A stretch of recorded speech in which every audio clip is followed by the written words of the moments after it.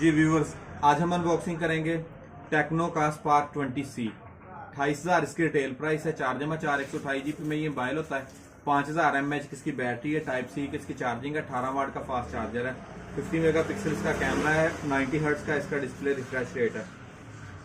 G36 इसका processor है। Type सी की इसकी चार्जिंग है। मास्टर मोबाइल जोन गल काले रोड डारावाला में हमारी शॉप है। तमाम कंपनीज के मोबाइल होलसेल रेट पे हमारे पास दस्तियाब होते हैं। ब्लैक, ग्रीन, गोल्ड, व्हाइट 4 कलरों में पाकिस्तान में ये वेल है।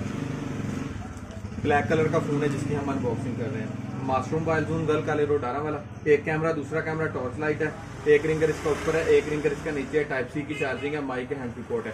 साइड पे इसका पावर बटन और फिंगरप्रिंट है। अब हम देखेंगे बॉक्स के अंदर कंपनी कौन कौन सी चीज साथ दे रही है। बॉक्स के अंदर कंपनी व्हाइट कलर में सॉफ्ट कोच दे रही है। ये टेक्नो का ओरिजिनल फास्ट चार्जर दे रही है। टाइप सी की ओरिजिनल डाटा केबल दे रही है। मास्टर मोबाइल जोन गल काले रोड डारावाला।